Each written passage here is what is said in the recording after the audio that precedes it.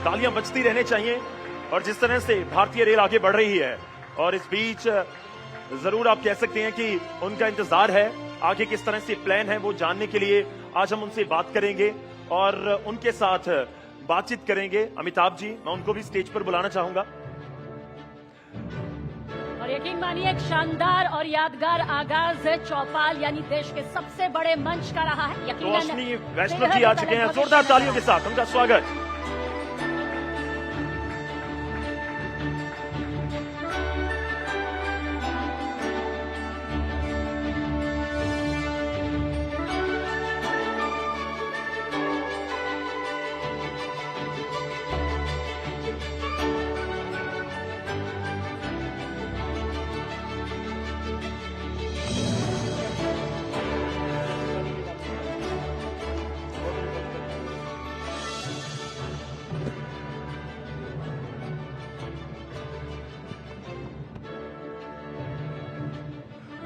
अश्विनी वैष्णव जी का स्वागत है। रेल मंत्री, आईटी मंत्री और अब जुड़ गया है सूचना और प्रसारण मंत्री भी। हम लोगों के लिए काफी जरूरी होता है सूचना और प्रसारण मंत्री।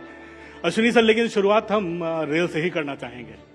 मुझे याद है 2021 में एक घटना हुई थी सिकंदराबाद सेक्शन में कि 2 इंजन चले जा रहे थे।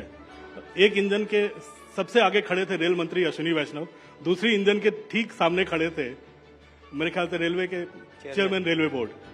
अश्विनी सर, वो ट्रेनें टकराने वाली थी, लेकिन कवच की टेस्टिंग थी। वो जरा भी डर नहीं था क्योंकि पहली बार टेस्टिंग हो रही थी कि इंजन कहीं टकरा ना जाए। क्या अनुभव थे सर उसके आपके?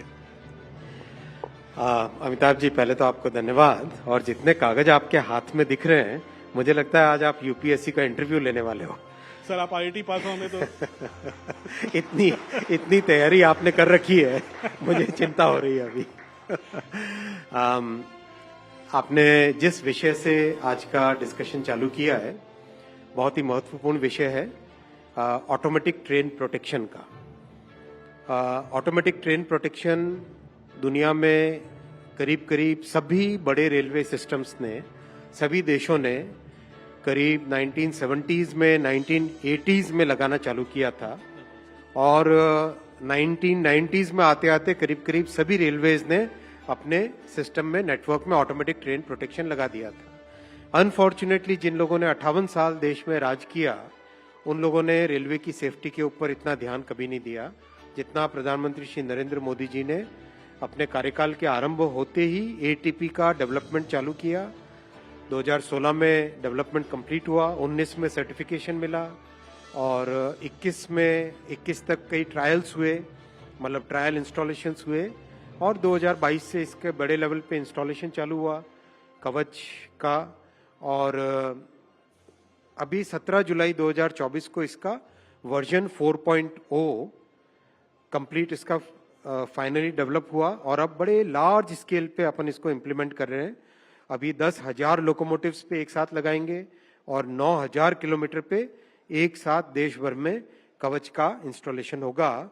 और ये एक सेटिस्फेक्शन इस बात का है कि प्रधानमंत्री जी ने जो आत्मनिर्भर भारत का एक सबको प्रेरणा दी और जो अपने इंजीनियर्स पे कॉन्फिडेंस दिखाया, अपने भारत के टैलेंट पे कॉन्फिडेंस दिखाया, वो इस बात को दर्शाता है। कवच उस सेल्फ डेवलपमेंट का, उसी आत्मनिर्भर भारत का एक अच्छा एग्जाम्पल है।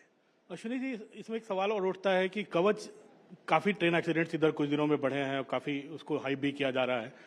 पूरे देश में ये कब तक लागू हो जाएगा? क्योंकि अब विंटर्स भी आ रहे हैं, फॉग भी बढ़ेगा। कवच का इंस्टॉलेशन पूरे देश भर में करीब 5 से 6 वर्षों में कंप्लीट करेंगे। अगर हम बाकी दुनिया की जर्नी देखें तो ज्यादातर देशों ने इस तरह की टेक्नोलॉजी को लगाने में, जिनके नेटवर्क हमसे आधे हैं, आधे से भी कम है, उन लोगों ने करीब करीब 15 से 25 साल लगाए टोटल। लेकिन मोदी जी की सरकार में काम की गति एक अलग लेवल पे होती है, तो अपने 5 से 6 वर्षों के अंदर पूरे देश भर में कंप्लीट करेंगे। सर, मैं आपने जो एक और अभी रिमार्क किया उसके ऊपर भी कहना चाहूंगा। आज से 10 साल पहले ऑन एन एवरेज 171 एक्सीडेंट्स साल के होते थे। With all the efforts that we have put in, आज that number has come down significantly to around 40 per year, यानी सब्सटैंशियल रिडक्शन है फ्रॉम 171 टू 40, लेकिन फिर भी दिन रात मेहनत करके एक भी इंसिडेंट के उसके रूट कॉज पे जाके उसमें स्ट्रक्चरल चेंज करना, उसमें प्रोसीजरल चेंज करना, ट्रेनिंग के नए मेथड्स निकालना, इन सब चीजों पे इतना फोकस है कि बहुत जल्दी ये जो 171 से 40 पे आए, इस 40 को भी सिग्निफिकेंटली रिड्यूस कर देंगे। अश्विनी जी, रेल एक्सीडेंट्स की संख्या तो बहुत बढ़ी है, लेकिन विपक्ष के निशाने पर आप काफी आ गए हैं। बार बार एक्सीडेंट वाला रेलवे मिनिस्टर कह रहे हैं आपको, तो क्या कवच आप अपने ऊपर भी लगा रहे हो जो इन सब चीजों से ऊपर उठकर काम आगे बढ़ते रहे? हम लोग मेहनत करने वाले लोग हैं और हम लोगों ने ये जो जर्नी अपनाई है, ये भारत को एक समृद्ध देश बनाने की जर्नी है। ये एक संकल्प है कि भारत को एक सशक्त समृद्ध सोसाइटी को समरस, ये हम लोगों का विचार है। इस विचार की ये यात्रा है। तो विपक्ष का काम करेगा, लेकिन हम हर विषय में, हर इंसिडेंट के रूट कॉज में जाके डिटेल में उसका एनालिसिस करके सुधार के, स्ट्रक्चरल चेंज करना हो, टेक्नोलॉजी चेंज करनी हो, ट्रेनिंग चेंज करनी हो, प्रोसेस चेंज करना हो, हर विषय पे बारीकी से ध्यान देके सिस्टम को इम्प्रूव करने पे फोकस करते हैं। अश्विनी जी, लेकिन आप फोकस तो कर रहे हो, लेकिन नेता विपक्ष जो एक बड़ा रिस्पॉन्सिबल पोस्ट होता है, वो विदेश जाते हैं और यहाँ के इंफ्रास्ट्रक्चर पे, यहाँ की जो बातें उनको जिस तरह से उठाते हैं, आपको सूचना प्रसारण मंत्री, आपको लगता नहीं एक गलत नैरेटिव साबित होता है विदेश जाकर? नेता विपक्ष को ये भी याद रखना चाहिए कि कितने साल उनके परिवार ने इस देश पे राज किया और उस समय में उन्होंने क्या किया, वो भी याद रखना चाहिए। लेकिन विदेश जाकर ये प्राइवेट विजिट होता है, नेता विपक्ष जाते हैं, या फिर सरकारी विजिट होता है? मेरा ये मानना है कि जो भी भारत से बाहर जाता है, भारत का नागरिक, चाहे वो नेता हो, चाहे अभिनेता हो, चाहे पत्रकार हो, चाहे साधारण नागरिक हो, चाहे बिजनेसमैन हो, वो भारत का एम्बेसडर है।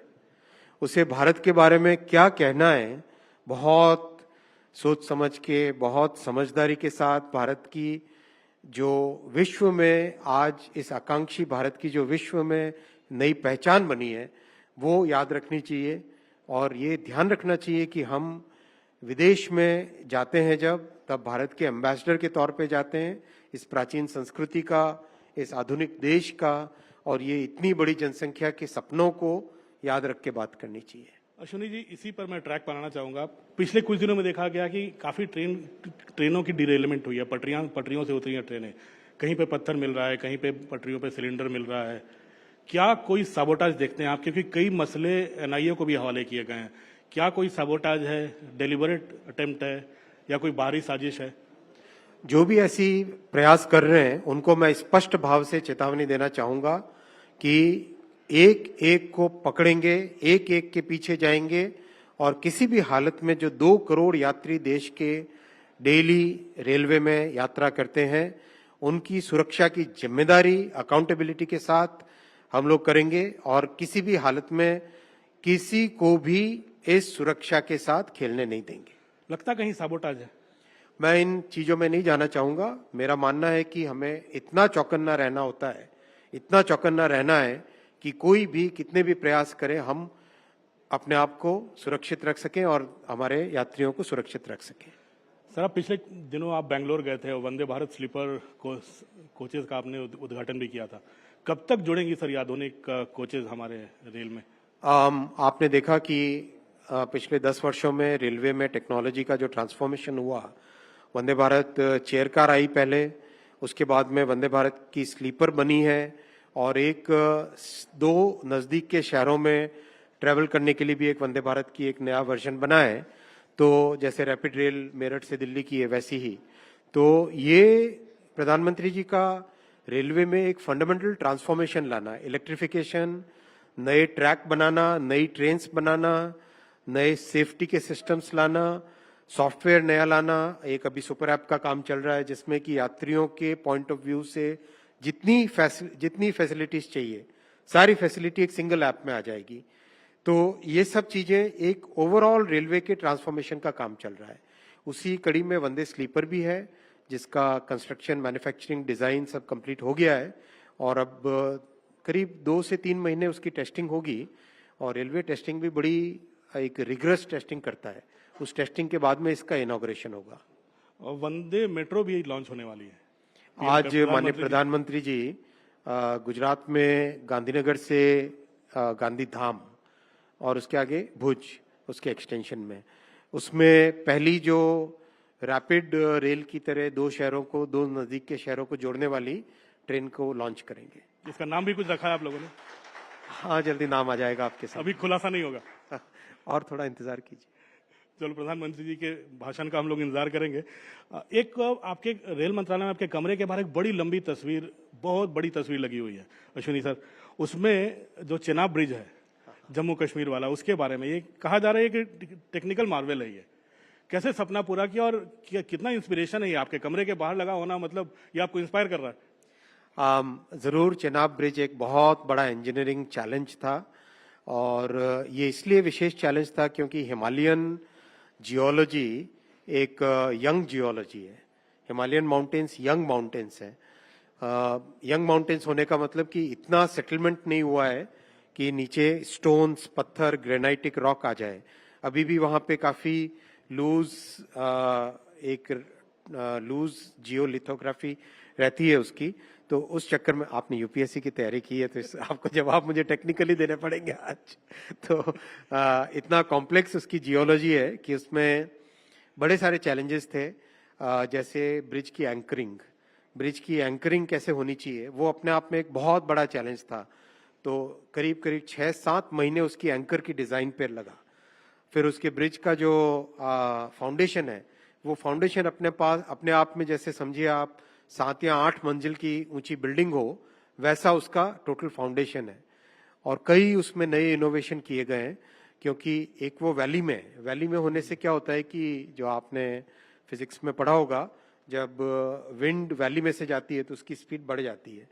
तो उस कारण से वहां पे विंड का फोर्स भी बहुत है, अर्थक्वेक की जोन भी है, सीज्मिक एक्टिविटी भी है और जो जियोलॉजी है वो भी काफी यूनिक है। तो उन सबको ध्यान में रखते हुए उस ब्रिज को बनाना अपने देश के इंजीनियर्स के लिए एक बहुत बड़ी एक शान की बात है। अभी कल या परसों ही इंजीनियर्स डे था, तो मैं सारे देश के इंजीनियर्स को इस चीज के लिए सलाम भी करता हूँ। ट्रायल रन तो हो चुका है, ट्रायल रन तो उसका हो चुका है। हाँ, चेनाब ब्रिज का ट्रायल रन हो गया है। हम लोग उसको यात्रा कर पाएंगे। कमिश्नर रेल सेफ्टी के इंस्पेक्शंस भी हो गए हैं। अभी टनल 1 में थोड़ा काम चल रहा है जम्मू कश्मीर के लिए। उसमें टनल 1 का काम करीब दिसंबर में कंप्लीट हो जाएगा। तो उसके बाद में श्रीनगर से कन्याकुमारी, कश्मीर से कन्याकुमारी एक ही गाड़ी में जा सकेंगे। तो पब्लिक न्यूज़ 18 इंडिया चौपाल, एक ऐसा मंच जहां जब जब बात निकलेगी तो सिर्फ दूर तक नहीं बल्कि दुनिया के कोने कोने में जाएगी, क्योंकि इस बार बात होगी भारत के वैश्विक महाशक्ति बनने के लक्ष्य पर। सरकार, समाज, सेलिब्रिटी और स्पोर्ट्स स्टार्स के साथ न्यूज़ 18 इंडिया चौपाल देखिए सिर्फ न्यूज़ 18 इंडिया पर।